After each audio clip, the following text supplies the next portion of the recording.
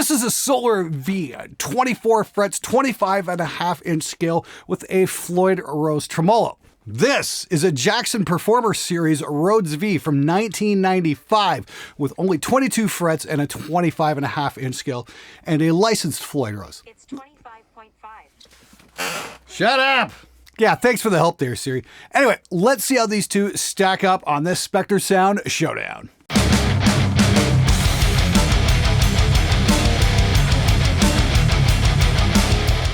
All right, now this is no surprise to anybody. I'm a huge fan of the Solar Guitars brand. I've got their baritone guitar in blue hanging out down in LA over at Warren's place. They sent this to me last spring and been enjoying the hell out of it. And I just shot out that Explorer Series guitar not too long ago as well. Not too many people quite understood the humor in the title, but for those of you guys who did figure it out, good for you. Anyway, so yeah, I've been kind of overdue on reviewing this guitar, mainly because it's been on loan to my very good friend Tim over at the band Tortured Saint, so he could track his record with it. This thing is an absolute beast in the studio. Only thing was, Tim put like 12 gauge strings on it and rebalanced the Floyd, so I've had to set the guitar back up into something playable for us mere mortals. But oh, isn't it pretty? It's so very, very nice to play. And I gotta say, yeah, this thing's just absolutely wicked.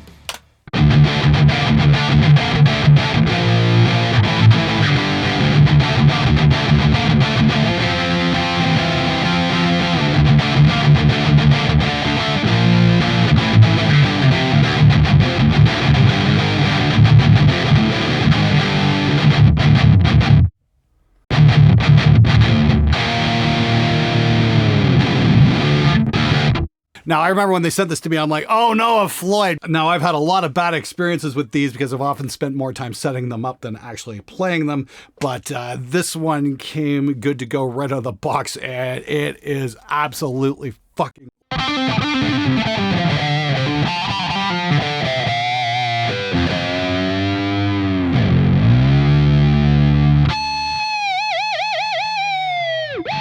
Yeah, that's just all kinds of fun.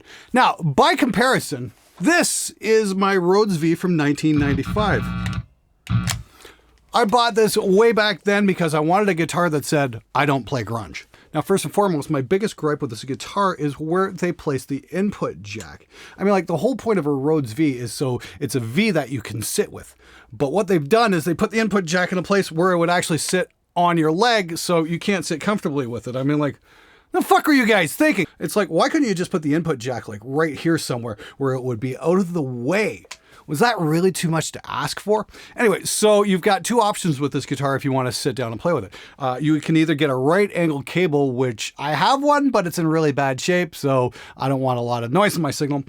Or you can put a strap on it and have it actually sit a little bit higher. That's what I'm going to do right now. Now, this is a fairly viable solution because it sits the guitar in a pretty comfortable classical style position. Actually, it's not bad.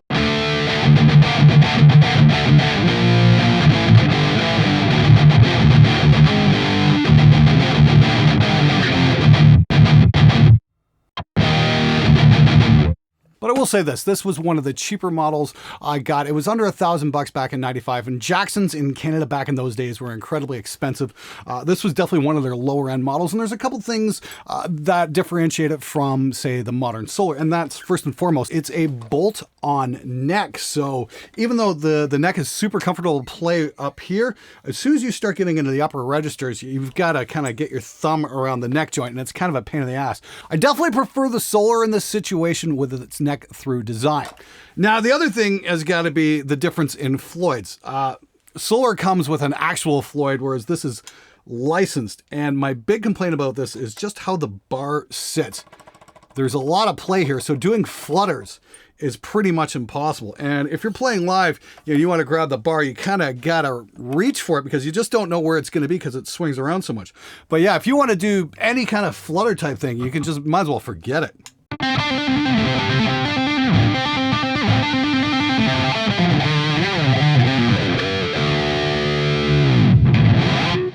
Bar does have a lot of travel, but it's to stay in one place to grab it, except way the hell up here, and that just looks a little goofy. Let's see what that'll do.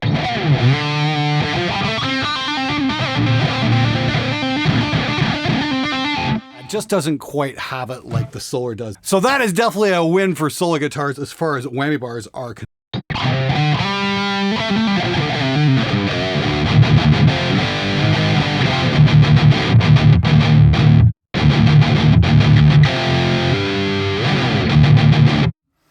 Yeah, I gotta say though, on the lower registers, I like the feel of the neck. It's pretty flat and it's got, just a satin oil finish back here, so it's really fast. Like I said, if it wasn't the fact that this is a bolt-on, I think I'd like this a lot more. Now, the most important thing I got to bring up about this guitar, other than the horrible positioning for the input jack, is I had to put EMGs in this thing almost immediately. This came with some Jackson passive pickups, and they were just absolutely terrible. Like any minute you'd play high gain and you'd rest, the pickups would just vibrate in their cavities and create this horrible feedback. So what I did was I put in a set of EMGs. This is an 81 and an H. This is actually a single coil. And then I've got a little booster circuit as well. And I gotta say, these pickups do sound very, very nice.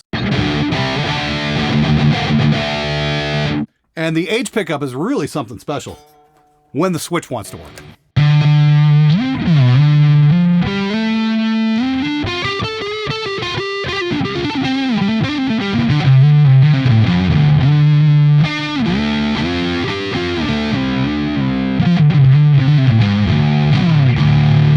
The pickups definitely have some meat on it, and the booster circuit definitely does something here. This is kind of cool.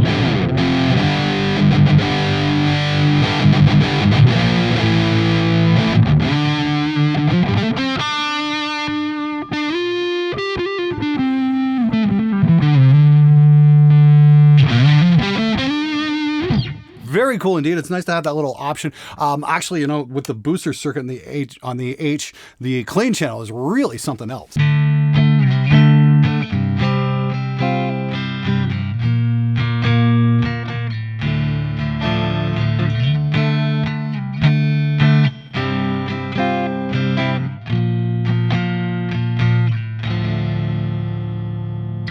Now, I've used this guitar on a lot of clients' records for cleans because it has a certain glistening quality. I just love it.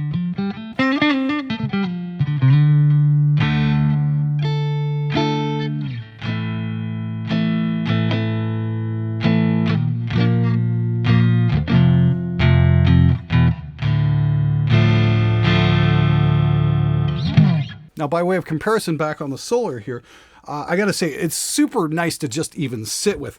The fact that it has a beveled edge here instead of just a straight right angle means somebody was thinking about this when it comes for sitting. And, you can just lean back in this and it's just great. And, you can kind of squeeze the point between your legs and, sit with it super comfortably. Again, the beveled edge here, you can rest your arm on it and it's not gonna get tired. You don't have to reach around the guitar. So yeah, between the legs and reach around. Lots of innuendo on this episode, that's for sure. But I gotta say, yeah, this guitar is just beautiful to sit with.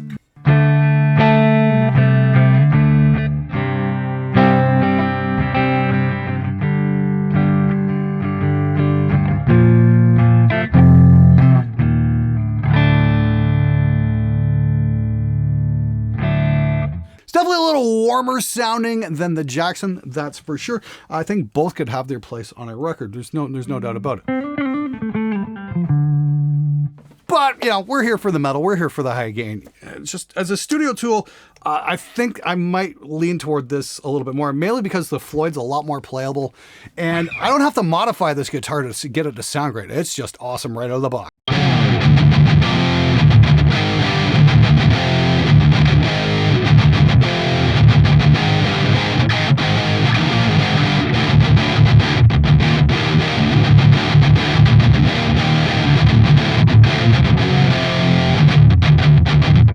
It might be just a slightly darker sound than the EMGs, but honestly, I think these pickups are absolutely fantastic. Now, I absolutely love the easy access neck joint on this thing, and the fact that you can just get your hand up to the upper registers and, the neck joint is not going to get in your way. I think that's absolutely fantastic. Again, I think comfort's the name of the game with this guitar, and it is just simply awesome.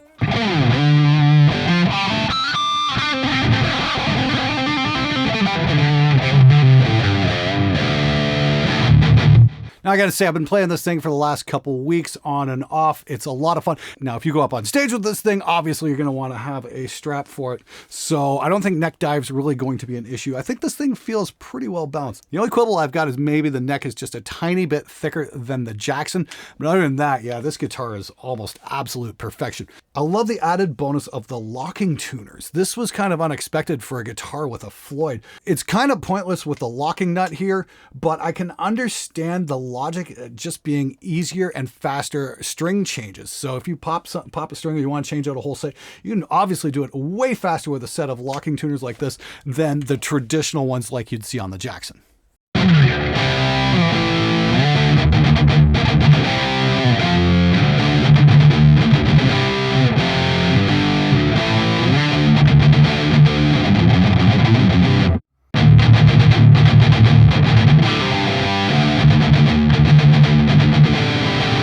Now, the one thing I gotta stress about this Jackson is it did take a bit of work to get it into playing shape, both for the stage and the studio. And I put this in a couple years ago. This is a tremolo, and this allows me to lock off the whammy bar because I do like the sound of this thing as a rhythm guitar quite a bit. And just locking down the Floyd to keep it from moving just adds to tuning stability in the studio, and it's far more stable and far more reliable that way. And yeah, this guitar has wound up on a couple of clients' records, not only for the clean stuff, but for some of the heavies as well. I remember I had a hardcore band come in, way back earlier in my career, and the guitar the guy brought in, well, let's put it this way, he couldn't amplify a fart with it, to quote Vim Fuego.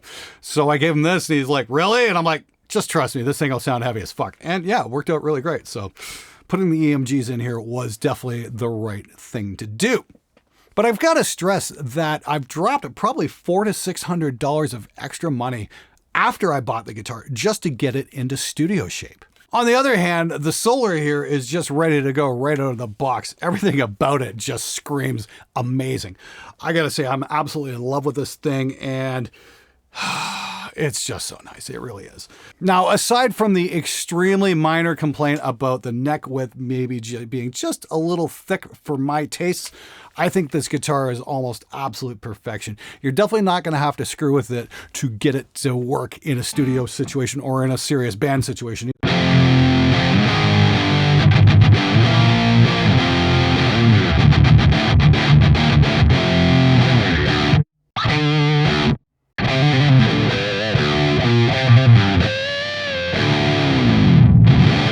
So I got to say, in terms of V-shaped guitars, if you're in the market, yeah, you might want to check out one of these because it is just simply amazing. Can't wait to use this on some more projects. So if you want to get your hands on one of these, Solar guitars are available at Thomann and from the Solar Guitars website. I'll have links in the description below. Thanks for watching. See you guys next time.